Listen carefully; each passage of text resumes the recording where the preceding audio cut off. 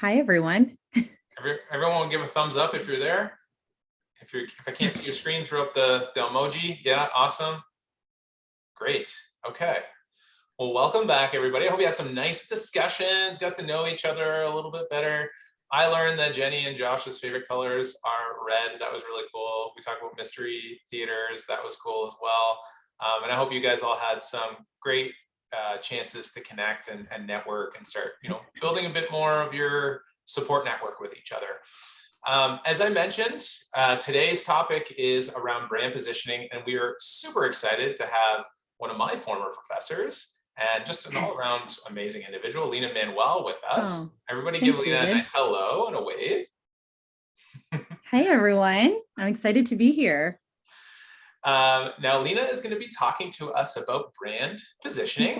And I just want to give you a little bit of background about Lina. So Lina has a Bachelor of Arts in English from Western University, a postgraduate in business marketing from Fanshawe College, and currently she's working on completing her master's from the University of Waterloo. She started off her career in event management, working in Toronto as well as Los Angeles. She then started her own event marketing and management agency in London. And this business expanded and evolved into e-commerce, selling party and wedding supplies online across Canada. Lina grew her company using digital marketing and built it into a turnkey operational business before selling it. She then moved to Dubai to work as a marketing director for an events company. She revived and relaunched that company's brand through the creation of a new search engine optimized website and marketing campaigns that included social media marketing, email marketing, and pay-per-click advertising.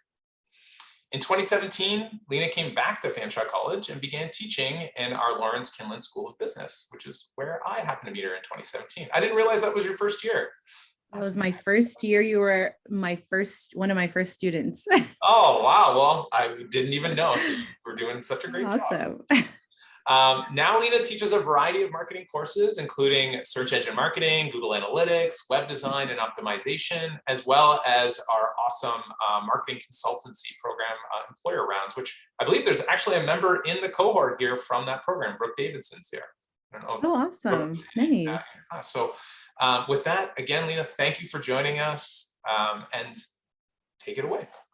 Thank you, David. Thanks for that awesome introduction. Hey, everyone. I had the pleasure of reading all of your sort of bios and that, so I really appreciated that. And I'm excited to talk to you today about brand positioning. So I'm going to go ahead and share my screen here. And you can just let me know if you can see it.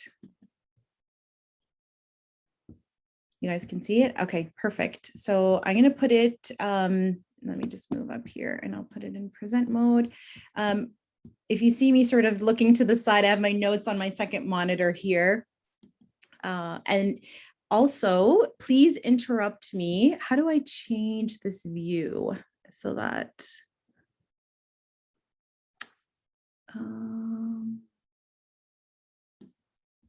okay. I don't know why it showed it like that. Try clicking swap displays. Do you have two monitors? I do, but I don't want it to show on my other monitor. Is there a way I can take it off that one? Let's see here. Dave, were you just trying to say something? What I might do is just sort of... If you stop sharing your screen. Yeah. And then put PowerPoint into present mode. Okay. And then click share screen and make sure you're choosing the right display mode for PowerPoint. Yeah, but I'm trying to take it off of my other screen because I don't want to see it on my other screen. That's what I'm trying to... do you know what I mean? Yeah, so you have two monitors hooked up. So you just need to switch your other display to whatever else. Are you on a Mac? Yeah, I am. Okay, so then on your secondary display, so it's showing your notes. Is that what's happening? Yeah, I don't want it. It's covering my notes when it shows it on the second. Yeah, if you hit F3, you'll be able to see what is on that secondary display and switch to whatever you want. It should pop everything out, and you'll be able to switch and show your different your window panes. Oh, okay. Yeah. And you'll All right, perfect. Yeah. Thank you. You're welcome. All right. Okay, so let me go back into here and then I can share my screen with you guys.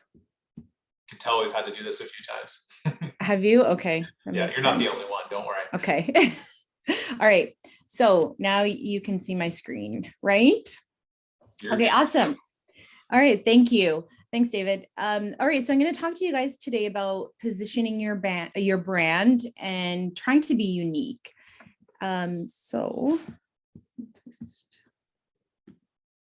right, so David did give me such a great introduction, but I just have my little bio page here.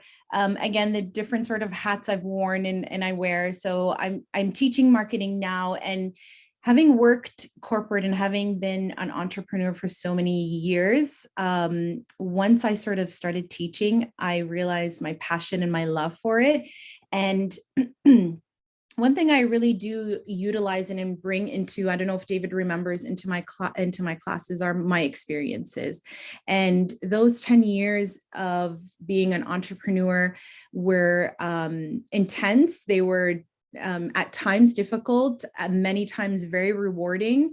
I had to teach myself digital marketing, because when I was in school, marketing was very traditional. And when I launched my business, everything was switching over to digital. So I really had to wear many hats as an entrepreneur, and as you guys know, and teach myself how to do everything so that I can run my business efficiently. I learned so much from that experience. And at the end, I'm going to touch on some of my lessons learned and hopefully pass on some of that wisdom to you guys. Currently, I am a master's student, and I am just wrapping up my last semester, so I'm excited for that. And I have lived in Toronto, Los Angeles, Dubai. I'm a mom of 3. I think, where did I see that? Spouse to 1. One of you guys had that in your bios. But I'm a mom of 3, ages 9, 13, and 15. And yeah, my life is hectic. It's busy, teaching and learning and always sort of growing my skills too, so that I can enhance my my classroom. So just a little more about me. So let's dive in. So what is brand positioning?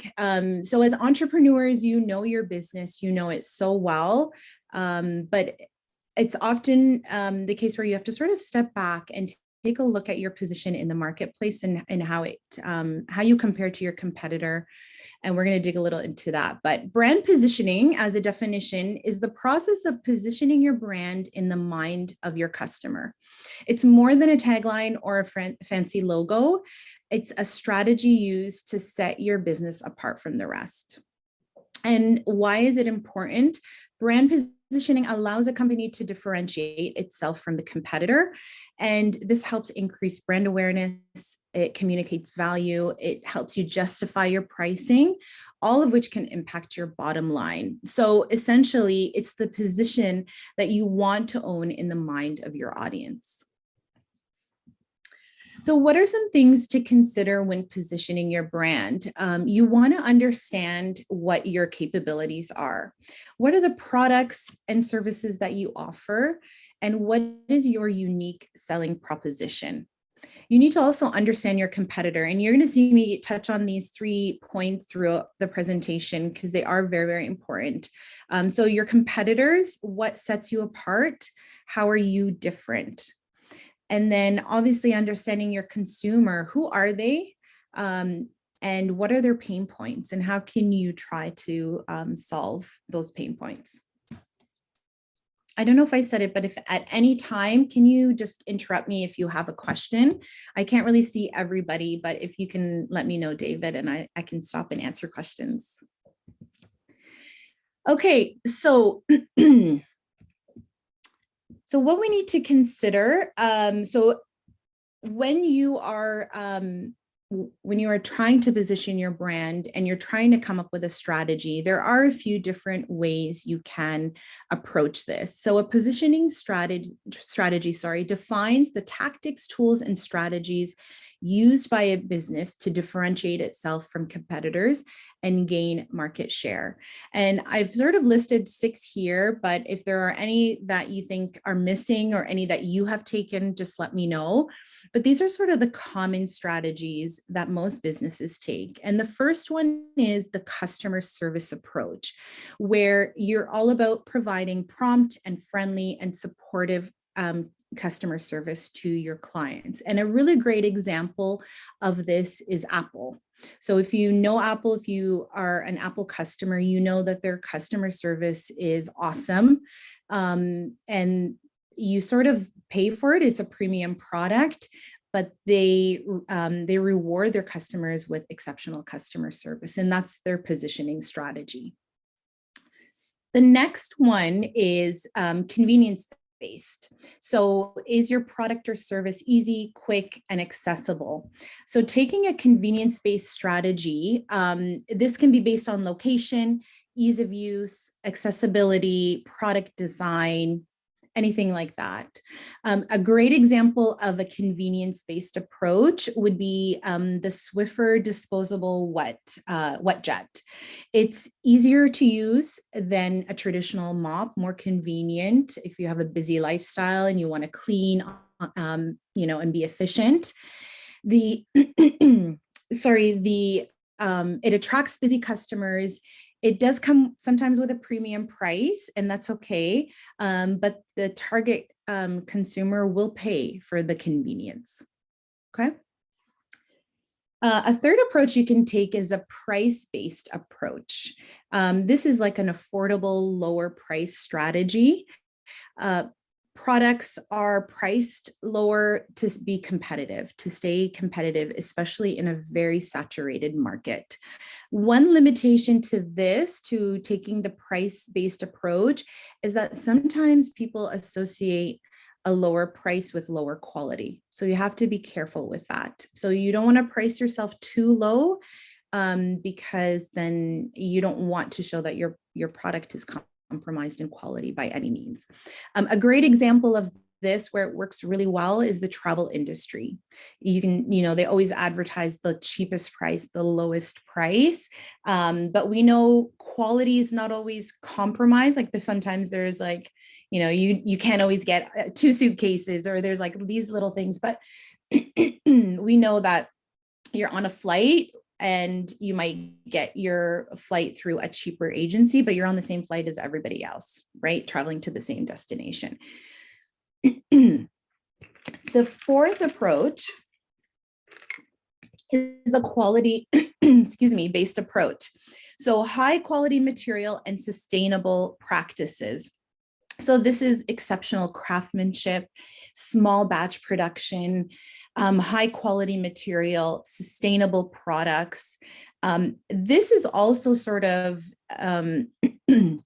guided by the income and the shopping habits of your target customer.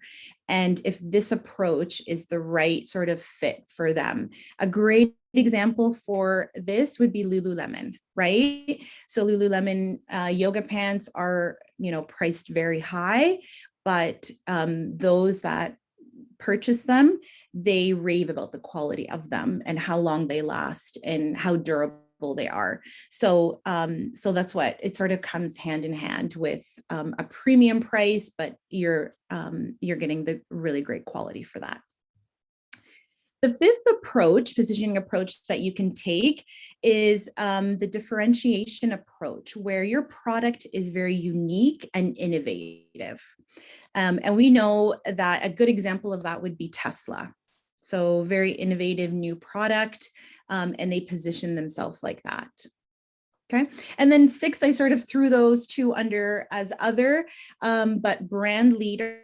So if you are entering a market where there isn't a lot of competition and you can be the leader, then that's a really great position to take. You sort of have the flexibility of setting your own price, setting your own quality, and customer service and all of that if you are a brand leader. And then another one would be a problem solver approach. So does your product or service solve any particular or any major problem for a consumer? Okay, so these are the sort of different strategies, and it's important to understand them and to understand where your business falls and where it can be categorized. Some of these can overlap, but I would say the majority of the time you're going to be in one specific category. Okay, any questions so far? No? Okay. All right, and I don't know how much you have touched on competitive analysis, so maybe you can let me know, David, if I'm digging too deep into this, but it's really important to understand your competition as much as you possibly can. And a great tool to use is a chart like this. And a lot of my students, when in the consultancy program, are working with a client and are looking at their competitors. They usually have their competitors on, like, across 10 different slides. And I always say, take a step back, put it on one chart, one slide, so that you can easily visually see your business and how it compares to your top 3 competitors. And I feel like this is a really important thing. You're obviously gonna do a ton of research about your competitors. You're going to have probably notes and notes about them. But if you can take all of that information and put it into one chart and really take a one glance view at your business and your competitors, this will really, really help you out, and it will help you differentiate and make that, where do I stand out amongst my competitors? Where can I shine? What is my value proposition? Because competitor A, B, and C have very similar value propositions. How can I be different? And that's really important to always figure out how you can be different, how you can set yourself apart. So this is what I like to use, and you can add as many columns to this as you want, but getting really specific and, the company overview, the products and services, target customer, the key benefits, the pricing, and then obviously the value proposition. Okay. Once you have this figured out and you have a good idea of how your business measures to your competitors, then the next step, which I really love too, is what I call what we call a positioning or a perceptual map. And this is where, and David, have you guys done any of this yet? We just briefly touched on a little bit of this stuff yesterday with kind of just getting the idea of like figuring out who your competitors might be and starting to map them out. I introduced them to just a basic map, but this is the more traditional positioning map that I know. Yes. Yeah, I love this. It is very traditional. It's very simple, but I love it, and I find I go to it often because it's easy to use. It's not that complicated, and you can really set the criteria that you want. So you can see the low criteria B, high criteria B. Like oftentimes it's low price, high price. It could be low value, high value. You set your criteria, and you can do many of these. You can do multiple different criterias and see how you sort of map against your competition. But oftentimes it's low value, high value, low price, high price. I'm just trying to think of different examples that we could think of, selling in different markets, for example. So you can sort of, just based on your individual company and what your competition is, you can figure out what these criteria are. And the first thing you're going to do, you're not going to do your brand, but you're going to map where your competitors are. And ideally you would try to map out all of your competitors, not just your top 3, and see where they fit in on this matrix. And oftentimes I say, do yourself last, because if you're still unsure of your final pricing and you're still unsure of exactly the products and the services that you're going to offer, then this can help you determine that. Because if you see that all of your competitors are clustered in maybe the top right quadrant, and you don't want to be in that space because it's already saturated, then you can decide to figure out how you're going to differentiate yourself and where you're going to put yourself. Okay. Does that make sense? So like if everybody is in that top right area, you still want to maybe provide high value, but maybe your pricing will be a little bit different, and that will move you over into a different section and set you apart. Okay, so again, this positioning map is just another visual guide for you to sort of just see. You take everything you got from your comparison chart and you put it onto here and just see how you measure up against what is already out there. Okay, does anybody have any questions so far? Could you show like an example of one that's finished or no? I probably could. I can show it to you at the end though, because it's not in this presentation, but yeah, I can definitely show you. Okay. And I can show you, yeah, I'll show you because actually, in my master's, we're just wrapping up with our capstone project and we just finished doing this for our client. So I'm more than happy to share that with you guys and show you. That's awesome. Thank you. All right. Can you remind me, Jenny, at the end in case I get 100%. sidetracked? Okay. You can also find a diagram of it on Google Images. If you just search up brand positioning map, you can see a couple examples there. Yeah, for sure. But I'll walk you through ours and I can walk you through our reasoning and how we came up with it, if that helps too.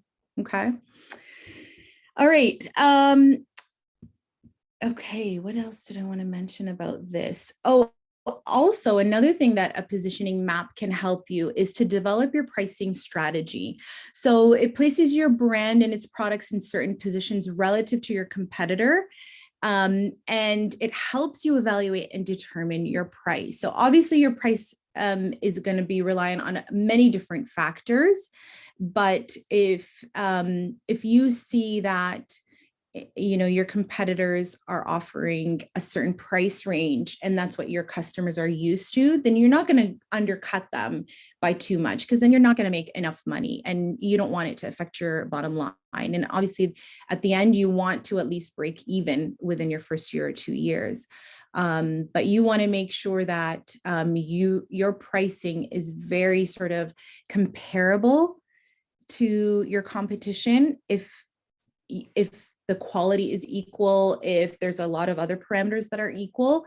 But again, it all really just depends, and going back to that positioning strategy and what strategy you want to use. Okay.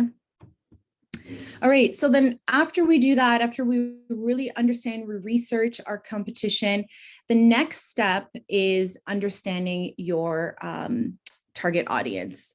So target audience is your buyer persona. And a lot of times, and I'm not saying by any means any of you think this, but a lot of times people will say to me, entrepreneurs will say to me that my target audience is everyone.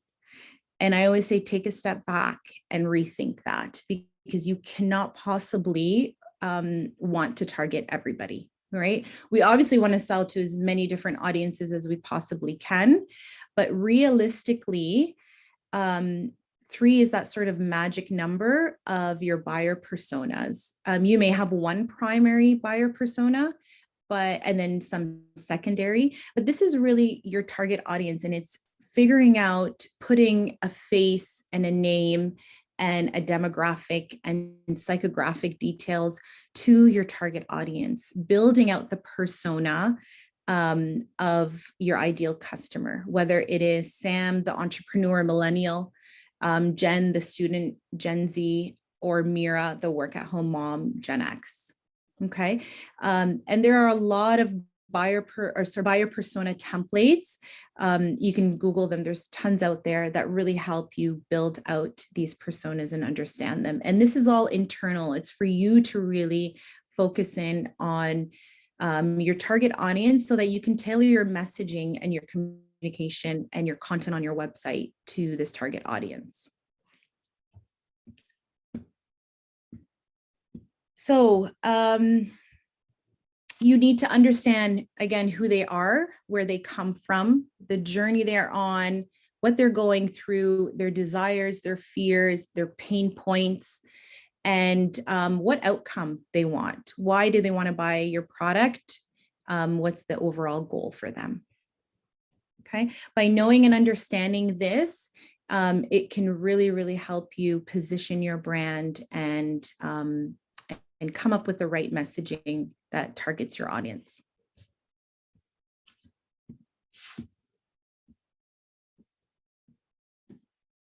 Okay, so from the buyer persona, some companies do this, not many do, but there's another thing that you can build out, which is your brand persona. So a brand persona is a collection of personality traits, attitudes, values that your brand showcases on a regular basis to help connect with your target audience. A brand persona can be a person, it can be a character, a mascot, an idea, or even just a list of descriptive words that define your brand. It's made up of a series of elements that include brand personality, your brand voice, the attitudes and opinions of your brand. And here I just threw this like word cloud together that has some of the words that you could possibly associate with your brand. Is your brand humorous? Is it professional? Is it casual? Is it sophisticated? Is it more rugged or gentle? And oftentimes putting these descriptive words to our brand helps us position our messaging and helps us stay consistent with our messaging across all of our platforms. Okay, so brand positioning statement is another thing I want to talk about. So we're sort of building all of the research and the planning that goes into really understanding your brand and the position of your brand. And one great thing that you can do is create a brand positioning statement. And what this is an internal guide used to direct the decisions and actions within the brand that will ultimately shape how it's perceived. And it's made up of these 5 criteria, which is to define your target audience, to uncover their challenges, to figure out their goals, to figure out the competitive alternative, so how you're different in comparison to what's to your competition, and then to define those differentiators. Okay, and again, this is an internal document. This is nothing that you post all over your website or your social media. I mean, you can communicate it through your messaging, but this is an internal guide, and you can really take each of your personas and create a positioning statement for each and every single group. Okay, here's a template that you can use, and I'll go into a few examples. So our company helps target audience, and you're going to be specific. Okay, who, and you're going to list their challenges and their pain points to achieve whatever it is their goal is. Unlike the competition out there, we're not going to name names, but we're going to name maybe the services or the products. And then our solution for this target audience, and then the differentiator. So to give you guys some more context around that, I took 3 of your companies and I came up, and I might be completely off. I was really going through just that guide that Leap sent us, giving us a quick bio of your company. So please let me know if I'm off, and I apologize if I am. But so the first one, Read Services Canada. So you can tell me if I've nailed this or not, but we help bassoon and is it oboe? Is that how you say it? Instrument players who struggle to find supplies to make their own reeds, to achieve or purchase all of the reed supplies at an affordable cost, unlike other expensive products on the market. Okay, so I'm not pointing out any competitor, but I'm just saying their products are expensive. Our solution provides musicians the tools and resources they need to support their musical careers. Okay, does that make sense? Who is the business owner for this? That's me. That's you. Okay. Yeah. Don't be nice. Tell me, did I get that right? Does this make sense to you? Yeah, for sure. Yeah, everything's right. So good job. Yeah. Especially not knowing the instruments. And again, like I said, this can change because I noticed, I think you have your website apps, and I noticed on your website that you offer like the supplies, but then you also offer, if they don't want to make it, they can purchase it already made. Is that correct? Yeah, we focus mostly on supplies, and like the finished reads are pretty new, but yeah, Okay. it is an option now. So you could probably create this positioning statement for both those audiences. Okay. All right. The Mindful Co. Who's that? Are you here? That That's is me. Ashley. Yeah. Ashley. Okay. I'm sorry. I don't have your names. I should have added your That's names okay. on here. I didn't add your names. So we help we help health conscious women. Okay. Who and again, I'm pointing out maybe one of your target audiences, maybe health conscious men are also your target audience. So we help health conscious women who struggle to make home cooked meals while maintaining a busy lifestyle to achieve feeding their families healthy, fresh, and nutritious meals. Unlike other meal delivery services, our solution provides custom menus tailored to individual health goals. And I don't know if that's your business model or anything. I didn't find any more information if that's what you do or not, but you can let me know. Yeah.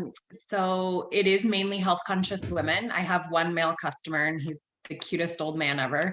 Okay. But it definitely is mainly women. Okay. So I actually do baked goods. I don't do actual meals. Okay. But I think I think that messaging, nails it. There are other things that I want to expand upon later, but again, I'm just starting out. So yeah, and this could be a guide to like exploring other areas maybe that you don't already do. So do you make the baked goods and you deliver them? yes, I make everything from scratch. Oh, awesome. Okay, great. Yeah, thank you. Okay, thanks. Oh, sorry, one more.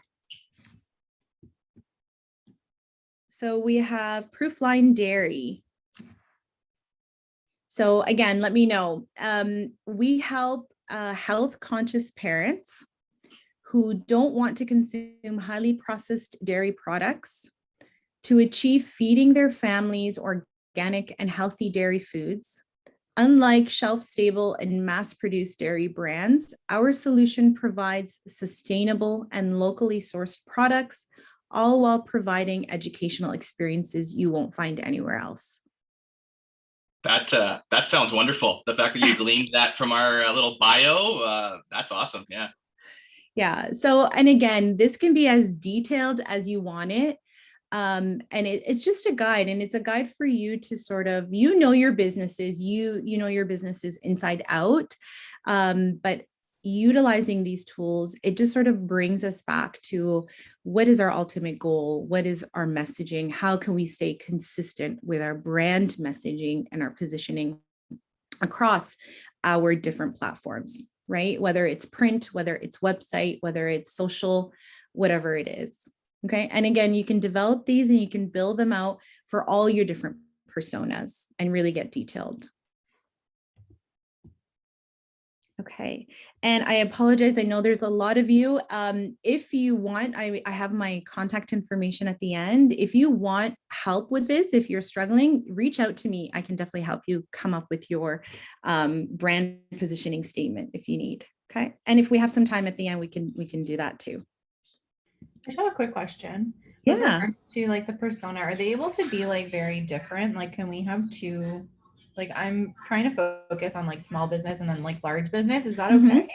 To like Definitely, have yeah. Okay, perfect. Thanks. Yeah, for sure. For sure. You can get really detailed. Like you can divide it into like you said small business and larger businesses?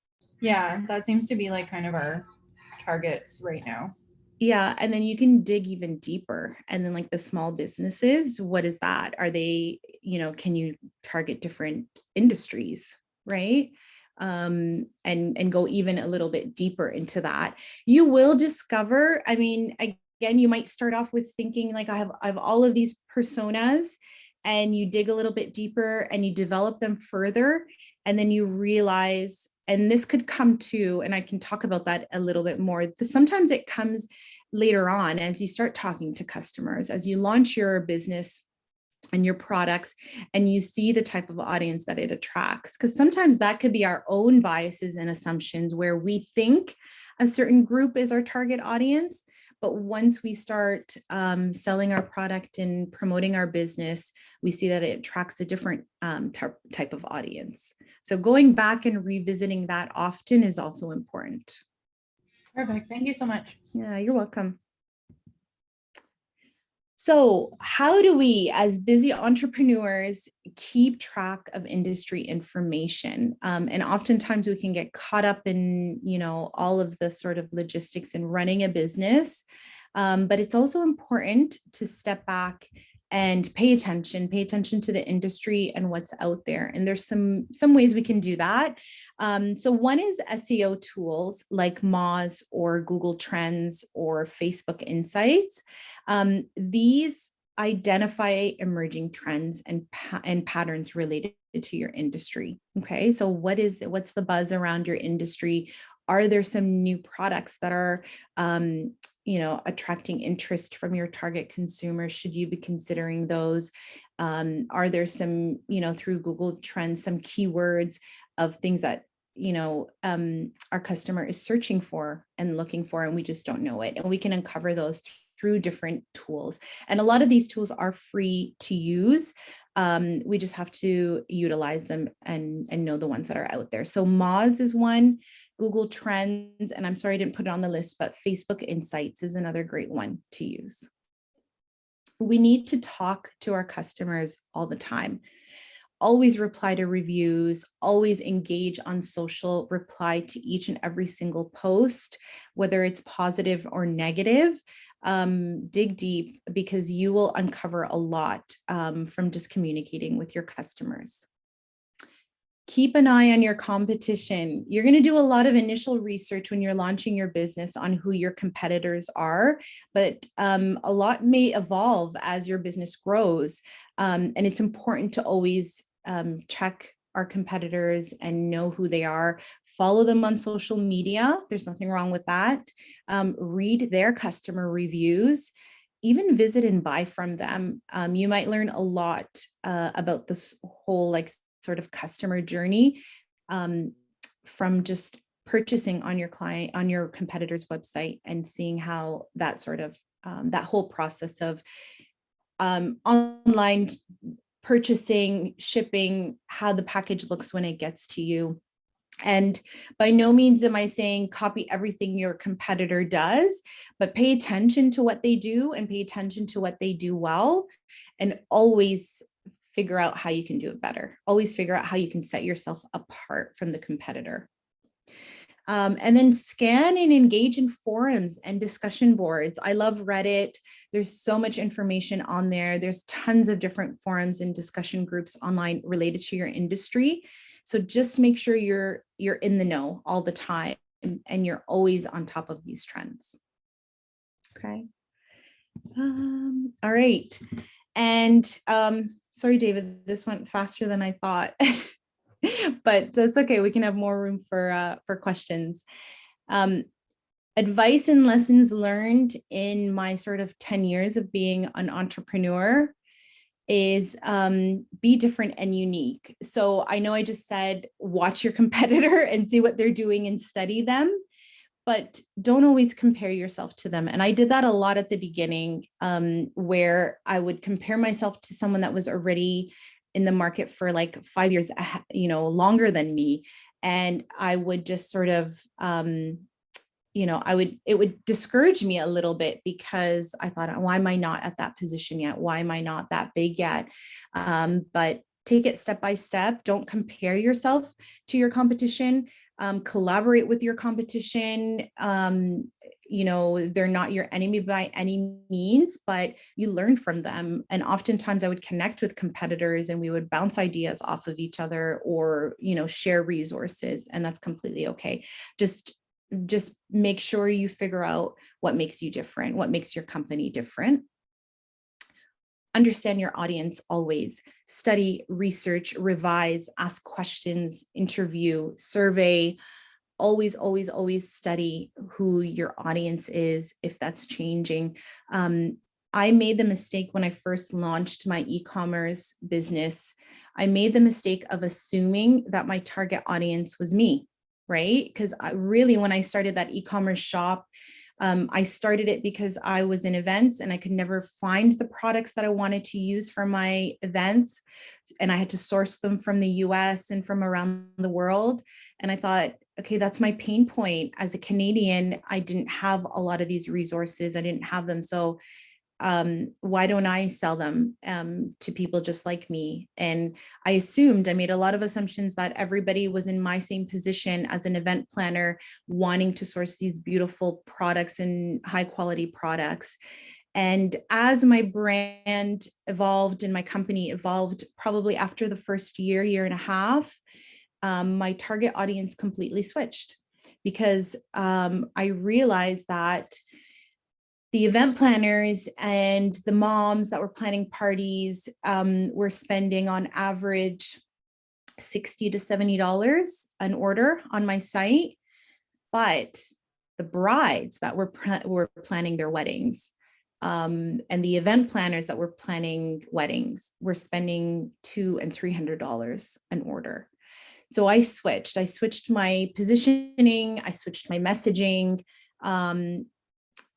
and I started targeting a different audience. And that's completely okay. I didn't turn away business from my event planners and my moms. They still shopped with me, but my focus and my messaging and my strategy was focused on my new target audience that I had uncovered after many many wasted advertising dollars. I don't want to say wasted, but a lot of money spent thinking my audience was, one persona when it was really another. So if I had really studied and researched and revised and developed my personas from the very beginning, and asked questions and reached out to my, first audience, then I probably would have figured that out sooner.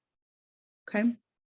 And then the last one is believe in your mission, in your core values, and what's important to you as a small business owner, as an entrepreneur. Never lose sight of that, because that's what sets you apart. That's what that's your brand story. And I love brand stories. I think any company that has a really compelling brand story really just, that's another thing that sets them apart. And what it comes down to are those values and the mission and what's important to you and your business. So never lose sight of that.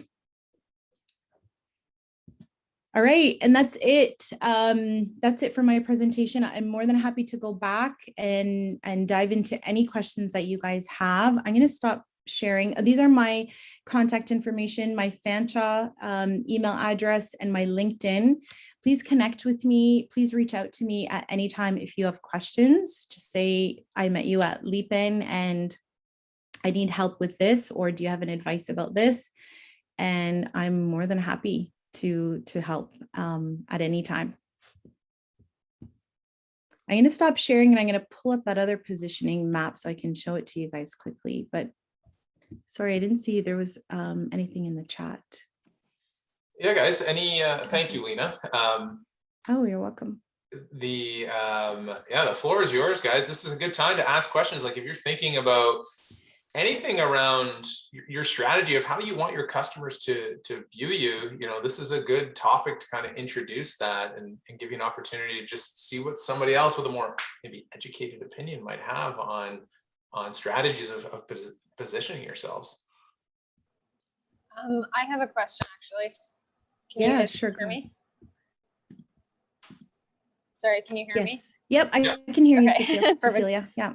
So with the 6 different positioning strategies, is it better to focus on one and really emphasize that, or is it good to have a few? I would say it's better to focus on one. You may find that your product or service falls into more than one category, and maybe it falls into two different categories, but you don't want to always do everything for everyone, because it sort of really waters down your brand and your positioning. So try to really focus on one or two, and really build out those and understand them and understand how you fit into them. I think that is a better approach to take. Okay, thank you. Yeah, you're welcome. I have a question about like the chart that you're about to show us. Mhm. I forgot positioning map. Mhm.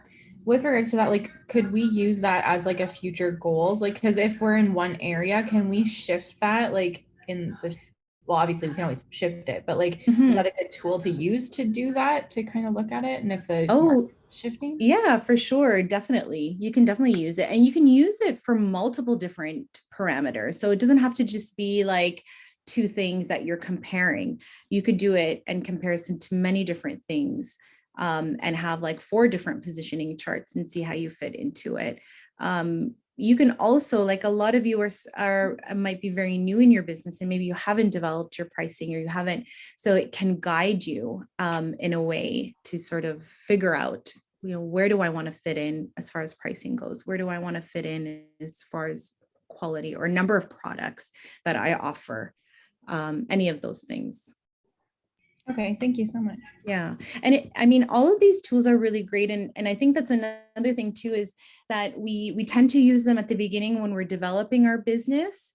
And then we sort of forget about them. We get too caught up in running our business and the day-to-day tasks, but it's important to revisit them and see if they've changed.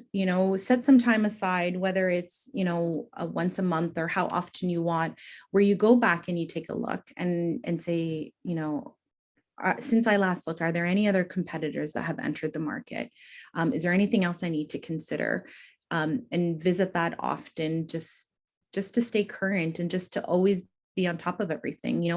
Is my competition, are they promoting a new product that's on the market that I can buy from my supplier? Why am I not buying it? Right? Is it popular? What's the buzz around it? Is it something that I should carry in my store and sort of build that out? I'm going to pull up the screen quickly before I start sharing.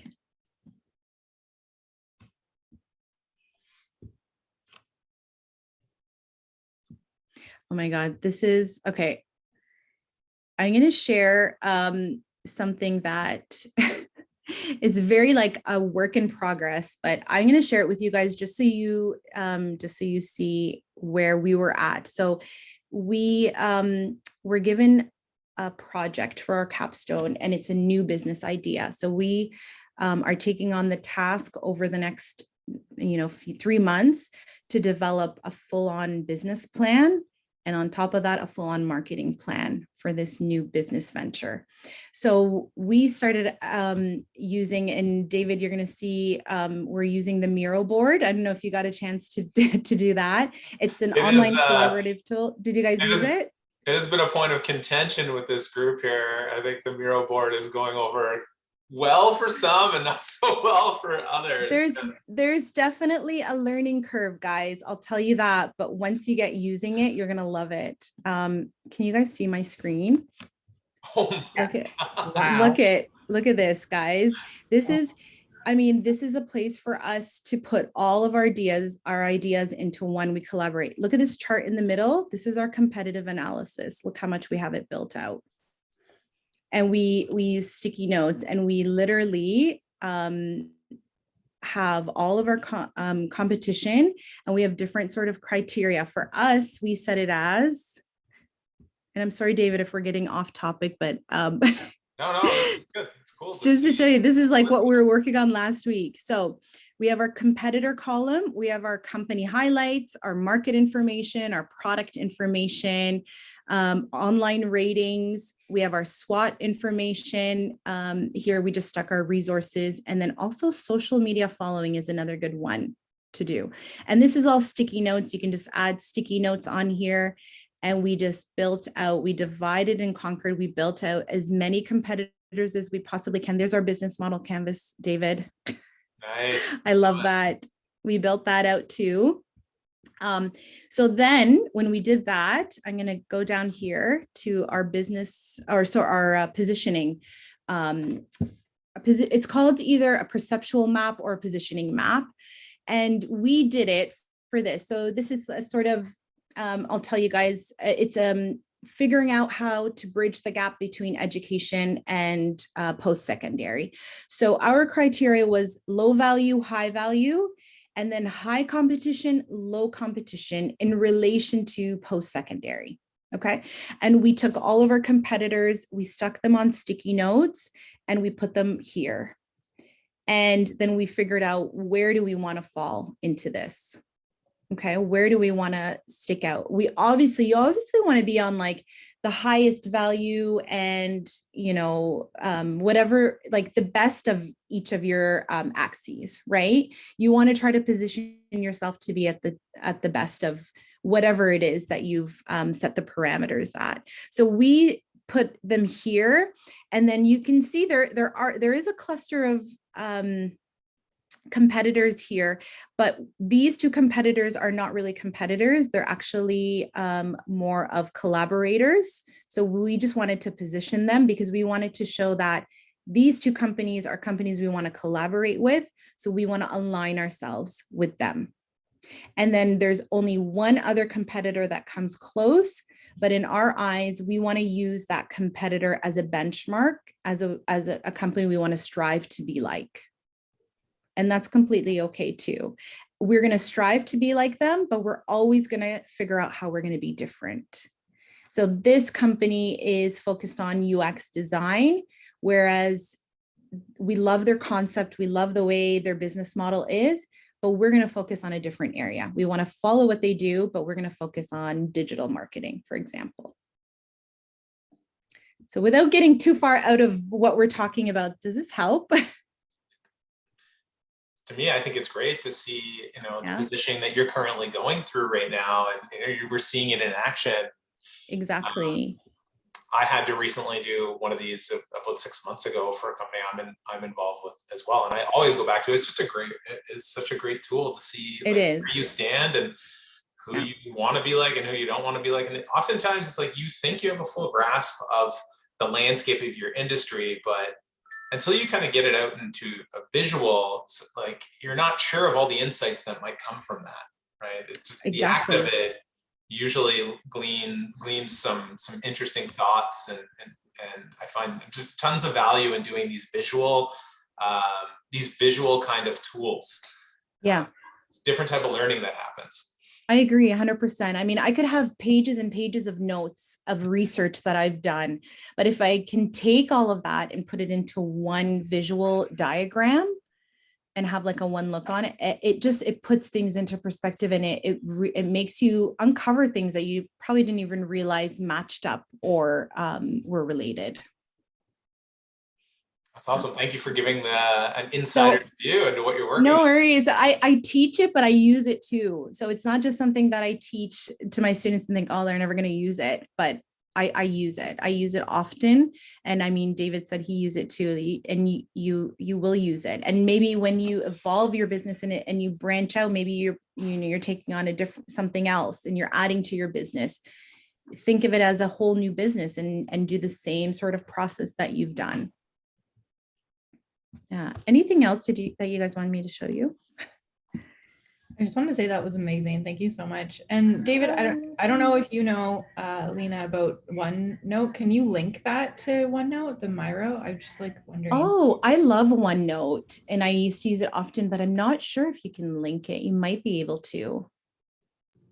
I love OneNote. It's like my. I'm not quite sure because it's kind of a web app. I don't think you can. You would just screenshot it, I guess. Yeah, that'd be your best bet. That makes sense. I love that it's like an infinite board. You can add as many things and you can really collaborate. And they have a lot of really great templates. So if you're unsure what to do, they have templates on the side, but they also have something called Miroverse, where it's like pre-built templates by other users. And you can check out check out some of the things they have. But yeah, the map is on there. You could do a competitor chart. You could do the business model canvas is on there. Tons of different to-do lists and diagrams of like mapping out, you know, if you have a launch date and you sort of create a timeline and you want to, you know, figure out what you need to do before you launch, you could do that visually. What else? The customer journey, mapping out your customer journey. I don't know if you get into that too, David. I'm sure you do. A little bit later, we'll be talking a bit more about that. But yeah, I think actually I was going to show, I kind of wanted to show something as well. Since we're kind of on this topic we're sharing, do you mind if I share my screen for a quick second? Oh yeah, for sure. I promised Tracy I would share something, but I think this might also be helpful for some of the others here. Just let me turn this on so I can see it. So David, you're going to share my presentation with everyone, right? Or unless you already have. Yeah. Yep, it's already actually up on FOL. I put it up there as soon as you sent it to me. So it is there for you guys, the slides that Lina had are there. So maybe, if I went too quick on a section and you want some more clarification, please feel free to reach out to me and I can explain that further. I like your persona. Oh, thank you. So this is for a project I'm working on with a team. We're engineering a web app called Buru. And I think I mentioned this to you guys before. It's in the lottery industry. It's a tool for lottery players. So it's a digital product. So we've did a lot of this research as well. And we've actually narrowed down kind of 3 customer personas. We're focused on an international audience right now. We're doing our test market in New York and then in Ireland also, just because of there's certain reasons that you guys don't need to care about. But essentially, we did all this kind of competitive research and we did plotting of our competitors, and we had to narrow down and research details of the types of people we're focusing on. And this said, so these are our different personas. We also have like a brand persona as well that we've developed that represents kind of the ideals of the company. But these are our kind of 3 main customer personas, and we wanted to highlight a bit of their demographics, what are their motivations, some of their goals, frustrations with the current products that exist in the market, their personality, because it's a digital product, we're really trying to understand, like, you know, their ability to use technology. So all of this would have came from survey data and questionnaires and asking them. And then we went ahead and created these kind of fake bios about them. And it was gleaned from talking to individuals. So this stuff is actually all fake. It's all fabricated, but based on data that we gathered from a bunch of different users. So essentially, like, ideally you want to get to creating something like this too, where it would represent the different people that you're trying to focus on. And this also will help, once you have these, it really will help you to understand like how exactly you do want to position yourself. So and anyway, I do feel that 3 is that magic number of like personas. No. No? I wish it was just one. Yeah, I wish it was just one, but sometimes it is difficult to narrow it down to one. There's always the one that's probably your main that you do tailor a lot of your messaging to. But then you have your secondary. This product is for a huge, like, we have a huge age demographic. So we're like 18 to like all the way to into their 70s.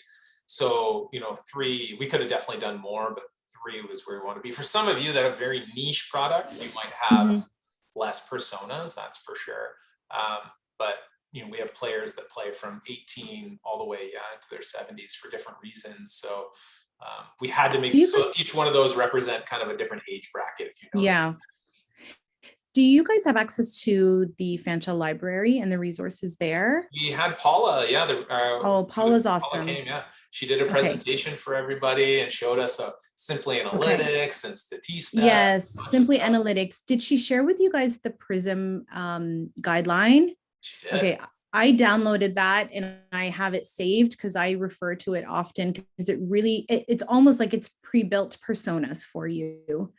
And you can get some guidance from there and get an idea. And it's really, really well done. So that's awesome. We definitely have some great resources at Fancha. Certainly do. Yeah. And getting access to that stuff on your own would be very expensive. That's for sure. So yeah certainly. Does anyone else have a question about their business they want to ask Lina?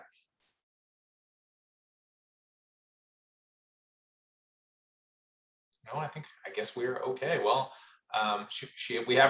we have your contact details, Lina, and I'll make sure Yes. those go up on FOL for everybody as well if you didn't happen to capture Thanks, that on your David. slide. But Lina, thank you so much. It's been an absolute immense pleasure to have you here. Thanks, David. Thanks so much. Good so luck, happy- guys. Yeah. I honestly wish you all the luck in your businesses. This is such an exciting time. And I'm really excited. Hopefully David will keep me in the loop and let me know what happens with each of you guys. But enjoy, the rest of the few weeks, and please reach out to me. Honestly, reach out to me on LinkedIn or through my Fanshawe email if you have any questions whatsoever. Thank you, Lina. We really appreciate it. Everybody, if you can, turn your camera on. Let's give Lina a nice farewell wave. And we hope to see you again soon, Lina. Thank you again so much. Bye, guys. Good luck. Thank you so much. All right. Have a great rest of your day. Bye. You too. Bye. Thank you. Awesome. Well, guys, I hope you enjoyed that. I hope you learned some stuff. I think Lina just kind of dived a little bit further into some of the topics we've already been covering in the past few days about, your advantage, your competitive advantage, and differentiating yourself. And this gives you a bit, some strategic more tools to kind of use as you're going through that positioning part of developing your business. So I definitely recommend, this is another contact to add to your list of network contacts, and use them when you need them, right? And Lina's a good person. Like, she's well connected in London, especially with our digital marketing agencies. So if you just have a question, you're looking for advice on something, might not use it now, but you can always reach out to her in the future. And I know she's happy to be involved. She's going to be actually more involved with Leap Junction over the next coming year or so, and working on some stuff with us. So use her as a resource, guys. So next up, we have Sylvia Zietek joining us in about 10 minutes. She's going to come in for a brag and drag. So let's take a body break now. But if you have questions, I'll stay on for, I'll come back on in 5 minutes if anyone's got something that they need to chat about. All right, awesome. So we'll see you guys in about 10 minutes, okay?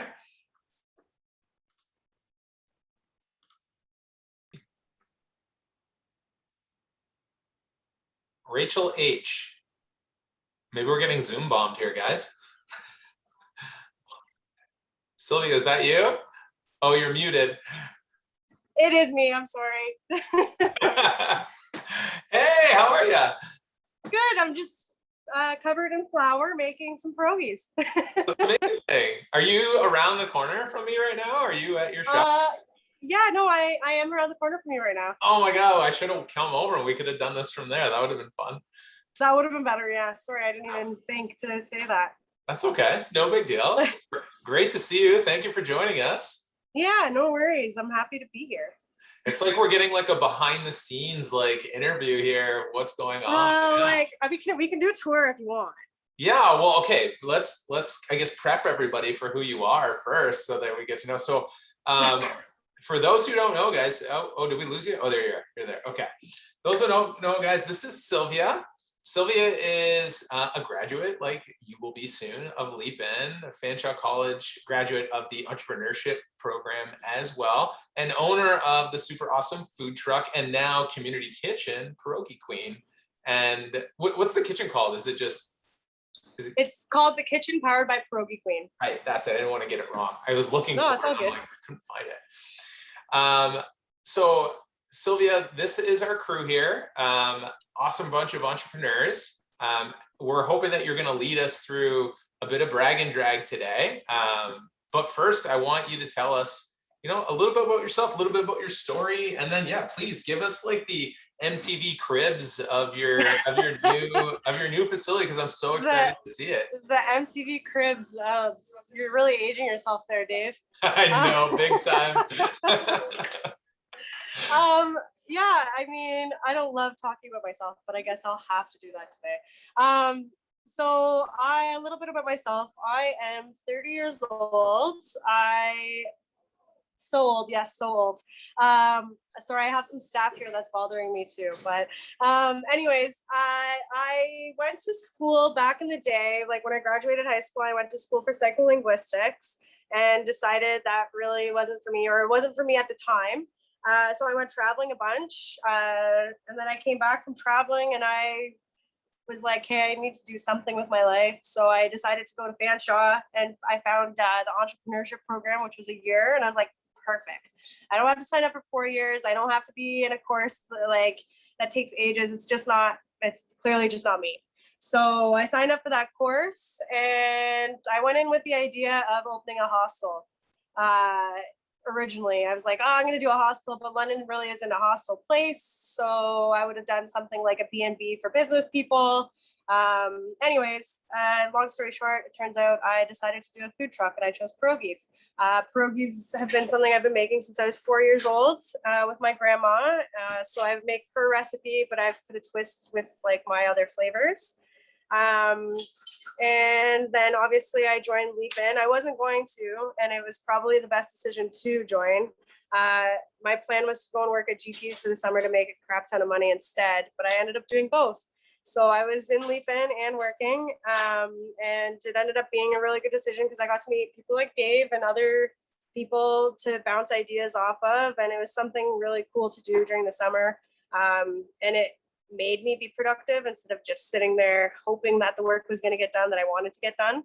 So yeah. And then fast forward, I think a year after Leap In, I purchased a food truck.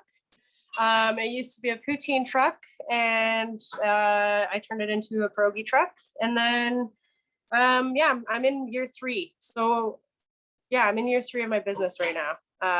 And it turns out I managed to purchase this kitchen space, which is great. It'll make my life easier preparing for events. Because believe it or not, the first 2 years I was open, I hand rolled everything and hand mixed everything.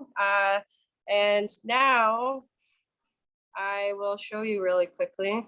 I've got this lovely machine there that makes and rolls out my dough, and that lovely machine that mixes it. So it makes things easier, but somehow people are still eating all my pierogies, so I just have to make more and more. But yeah, that's a little bit about myself and my journey to get to where I am today. Was there anything else that you wanted me to add in there, Dave? Why don't you take us on a little tour? Let's see the place. I know you're so proud of it. I want to see it. All right. It's a big deal. It's a big deal. We'll start outside here because you got to get the whole thing. But we're here in Kamoka. So there's the kitchen powered by Pierogi Queen. And then don't mind the mess, everyone, because we are clearly in production. I have another food truck renting from me, and this is his storage space at the time. But eventually I plan to put some cool couches in here and make it kind of like when I open for takeout, it should be like that. And then we've got more storage space. It used to be a pizza shop, so it was set up for takeout there. We're making pierogies here. And these pizza ovens are not supposed to be here anymore, but I haven't sold them yet. We've got Jane over here. Sorry, Jane. Bye. So that's where we wash all of our lovely dishes, and then another pizza oven that I need to get rid of. Anyone needs a pizza oven? No, and then that's just the bathroom. It's nothing special, but again, it's nothing crazy big. But at the time, I have Andy from New Leaf. So he owns it's plant-based food. He does like vegan food out of a food truck. So he's renting some space for me a couple times a week. And then I have somebody else that is starting, it's called pizzaclub.ca. And what they're doing is like pre-cooked pizzas, like gourmet pizzas that you order and then you get them on Fridays type of thing. So he's going to be renting the space for me in the next little bit. And then the plan is come the winter, we're going to sell out of here as well. Amazing. That's awesome. Big things. It's very big. Congratulations. Thank you. Thank you for giving us the tour. before we jump into our brag and drag, any advice you want to impart to these entrepreneurs who are at the beginning of their journeys? Anything that you learned, or lessons or advice? There's so much advice I could give, but honestly, if you're passionate about something and it's something you want to do, it's all up to you and the work you put into it. I've been really lucky to have a lot of connections. I think that's a really big thing too. Use who you know, and I don't say use people you know in a bad way. I mean, use who you know. Use, like, I know Leap Junction. If I need help, I know that I can contact them and they can help me with certain things. I know a lot of different brewery people. I've connected with breweries and I've got my truck out there. But yeah, I would just say just stick to it. It seems tough. And the other thing is, so many people will have all the advice to give about how you should be doing things. And it's good to listen to it and take it in, but that doesn't necessarily mean they're right or that you have to do it that way. That's one thing I've learned.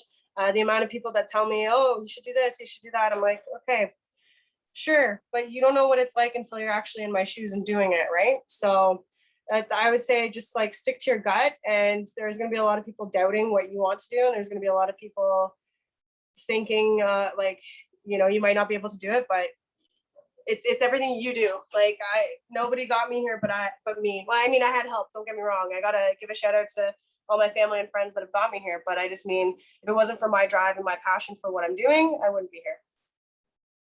Awesome. Yeah, I know what you mean by especially when non-business owners like to tell you what they would have done with your business. That's always a fun So many, yeah.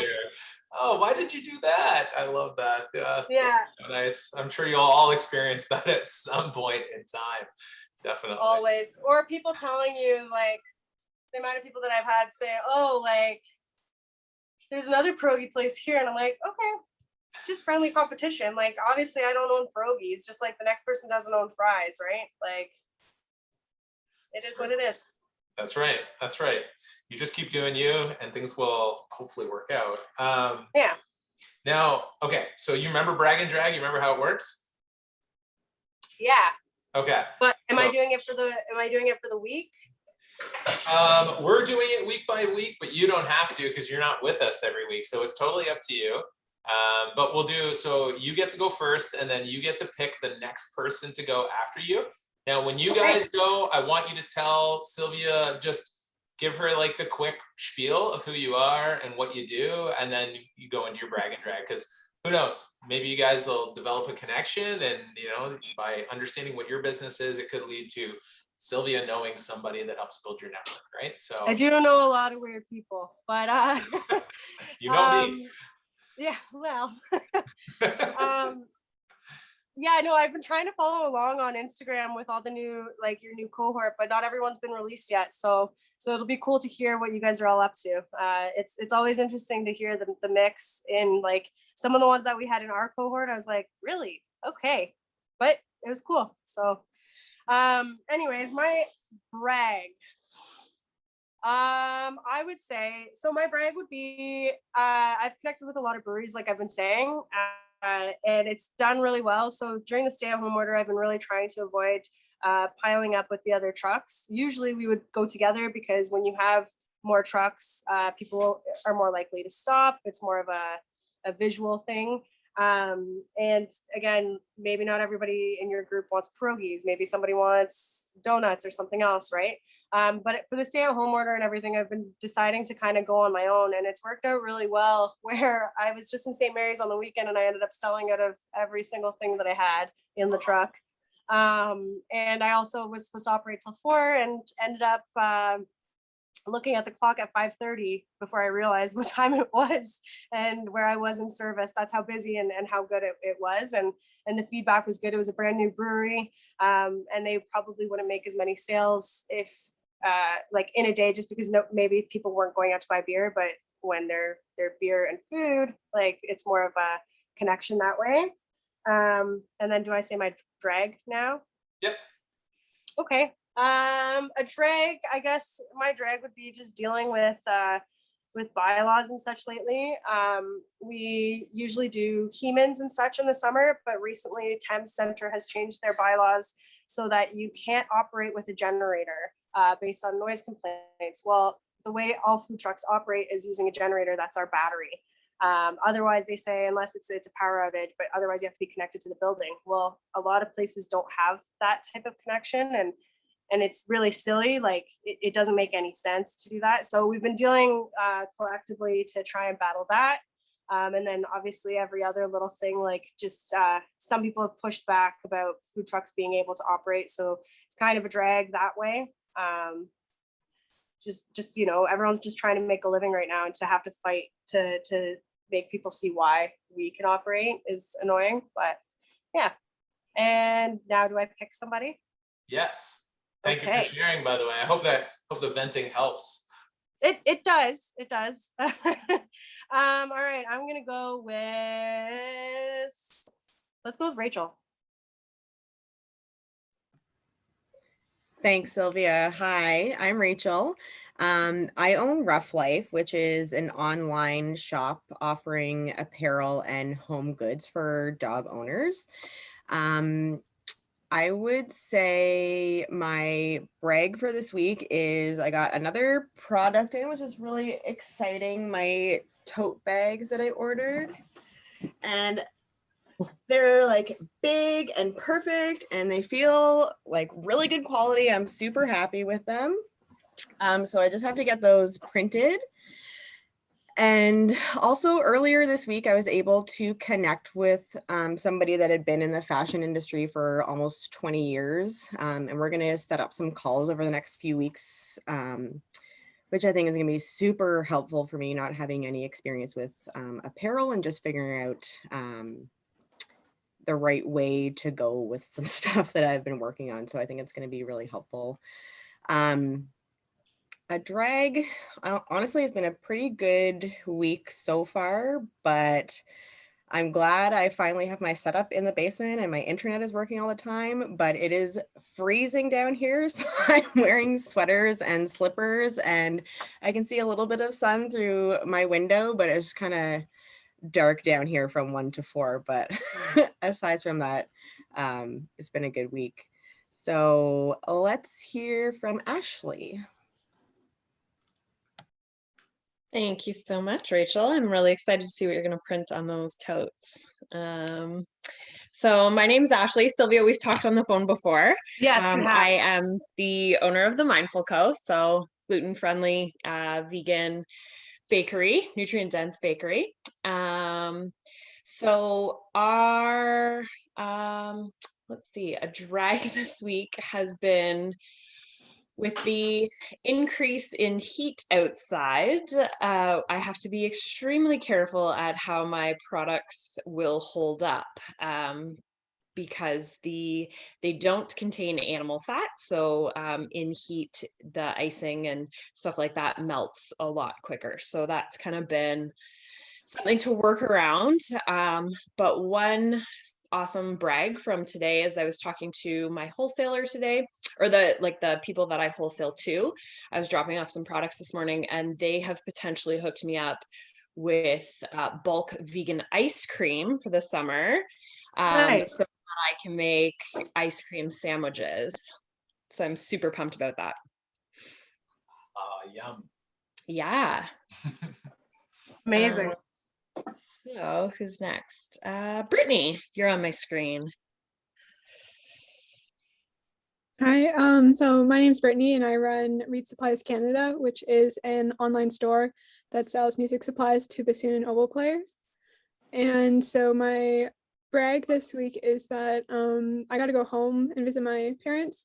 So I'm finally like with all of my product, which hasn't happened in a while. So I've been doing a lot of creative photography and like getting everything ready for like posts that are gonna, like social media posts that are gonna run like throughout the summer and stuff.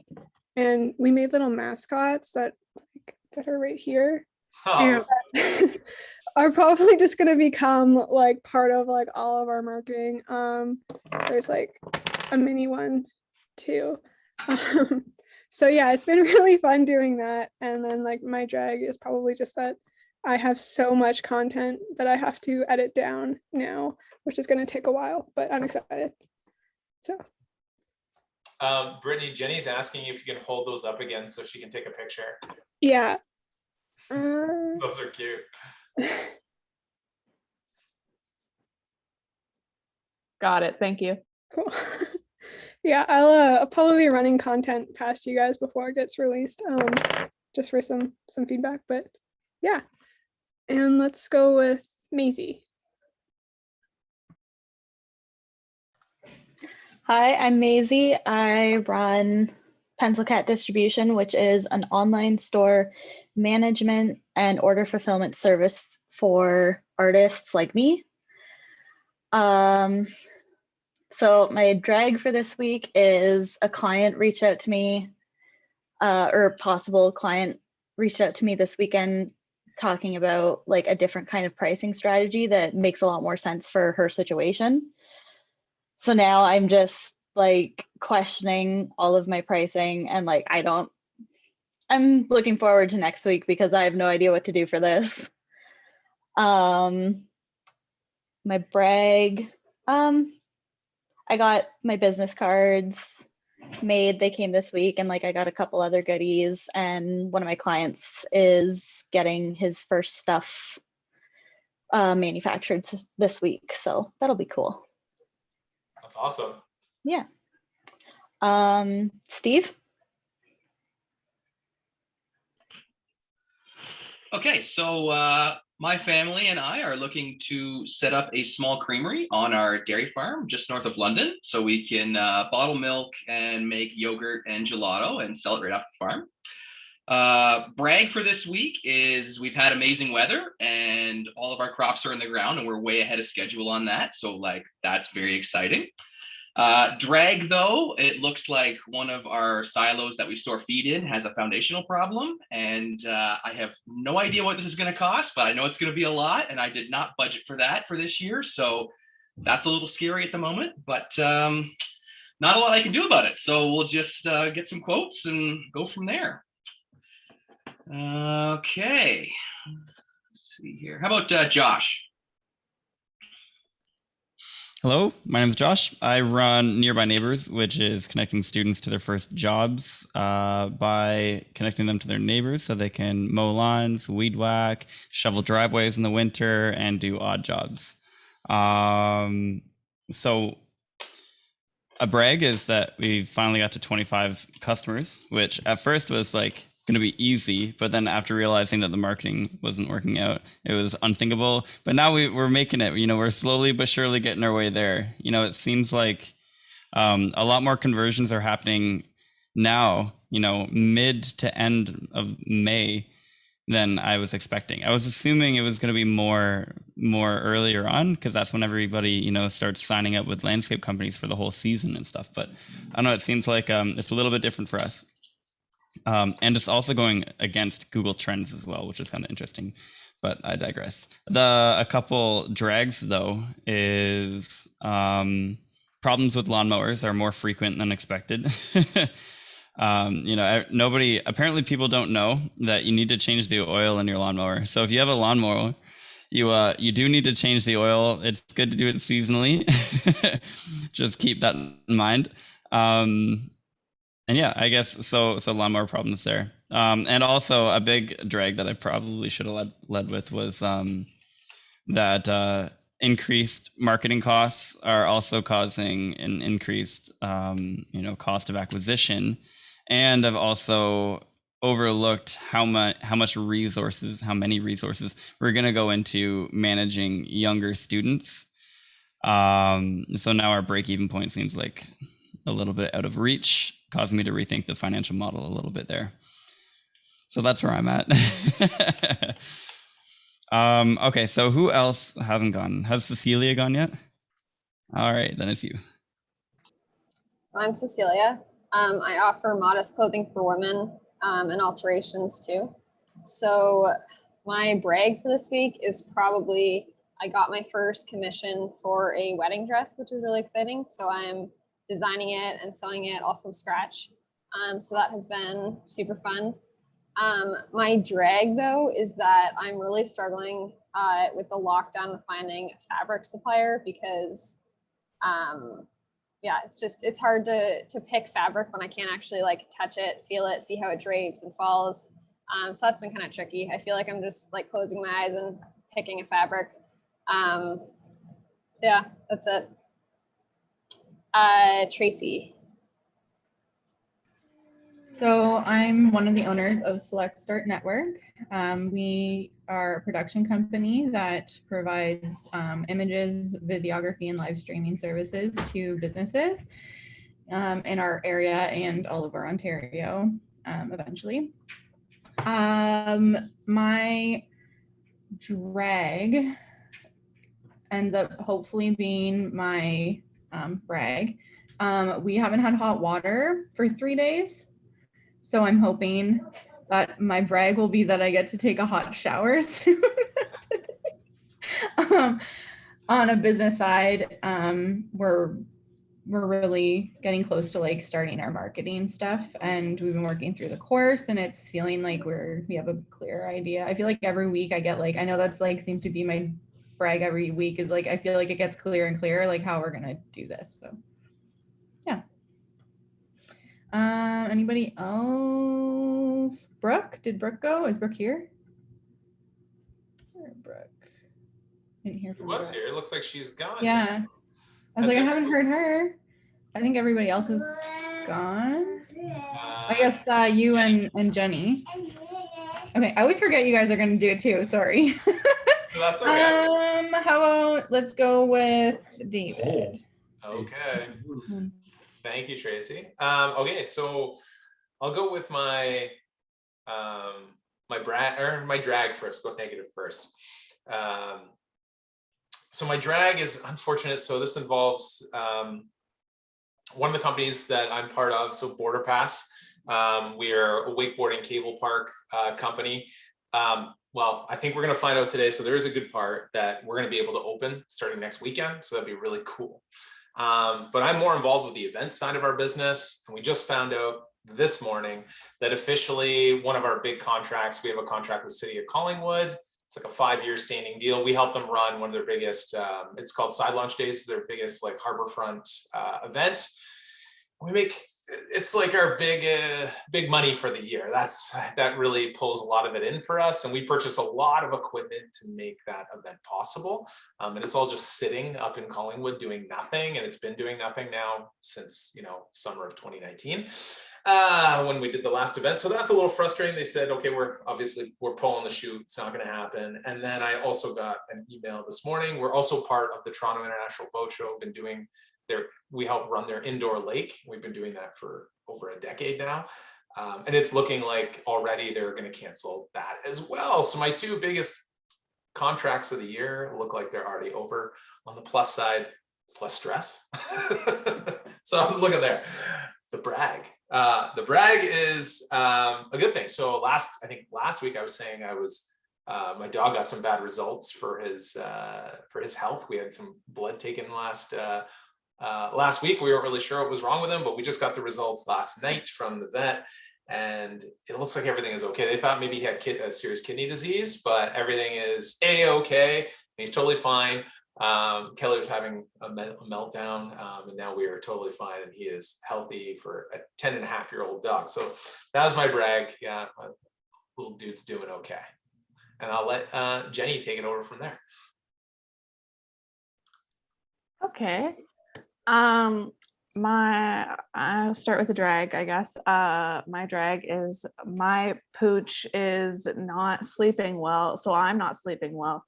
So he'll sleep all day during the day, but when it comes to bedtime, he doesn't want to do that. So I'm getting lots of work done, but not a lot of sleeping. So, there's goods and bads.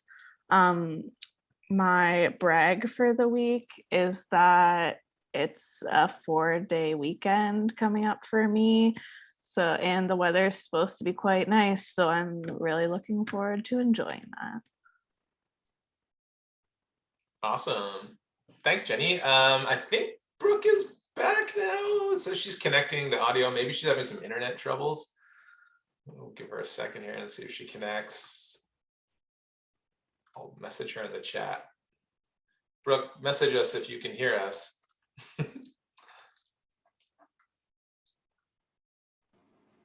Maybe not.